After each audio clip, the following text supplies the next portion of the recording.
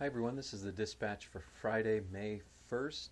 Our psalm today is Psalm 23, and then we move into Exodus again from the beginning of the Exodus narrative, this time from chapters 3 and 4. It's snippets of Moses preparing to go to Egypt, preparing to do what God has called him to do. God is assuring Moses that Moses will be successful, but it's interesting to note that God says that Egypt's going to be hard to convince. God's going to have to pull out all the stops in order to convince Pharaoh to let the Israelites go. And of course, we know what that entails. That entails the plagues. It also entails the Hebrews, the Israelites, getting angry with Moses, and that's going to be part of the challenge for Moses. Moses is going to feel like God called him to do this, and yet the people don't want it, and it's not happening. It's a good reminder to us that even when we are doing what God has called us to do, there are no guarantees that things are going to go smoothly or easily as we try to fulfill the will of God in our lives. So that's the Old Testament reading. The New Testament reading is in 1 Peter again, 1 Peter chapter 2. This is famous or infamous, depending on how you look at it.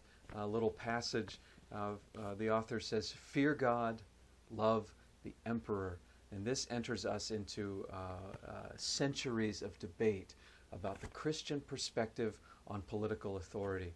Paul talks about it a few times, most famously in Romans chapter 13. But here Peter, the author, echoes some of what Paul seems to be saying in Romans. He says, but there's, so Peter says that the institutions are ordained by God or something like that. Now the words are escaping me. But should Christians just accept political authority and serve political authority, or should they oppose it when it's unjust? And that's the heart of the challenge with words like this. It's interesting to note one of the other things that's included in this passage. It says, "By doing right, you should silence the ignorance of the foolish." I'm not exactly sure what that means, to be honest with you. What I think it means is that the foolish here are those who are criticizing the Christian community, those who are claiming that Christians are a threat to the political order or are trying to undermine it in some way. And so what seems to be happening here is an argument that Christians need to go along to get along. Christians need to participate in society in a way that doesn't threaten others, in a way that doesn't undermine the structures of society and people's confidence in their institutions. That seems to be what's happening here. So there's something for the early Christian community. Perhaps they feel that their reputation is at stake, maybe even their survival, and so they need to go along to get along. That may be what's going on here. Christians will struggle with this over the centuries as political leadership changes, as they find themselves in different kinds of political landscapes, when they find themselves under unjust leadership. Then they have to read these passages in a very different way.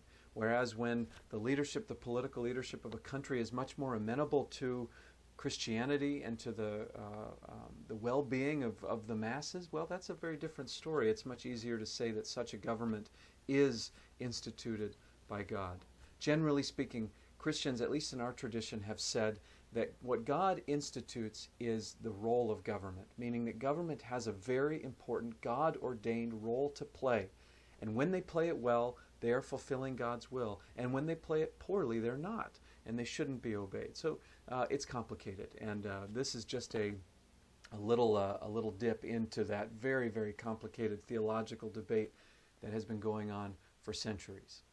So that's it for our readings today. A couple of updates. You probably heard by now that Larry Matson passed away yesterday.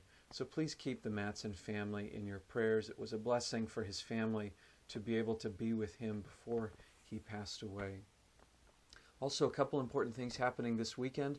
We have a congregational meeting on Sunday after worship. We will do it using Zoom, the video conferencing tool.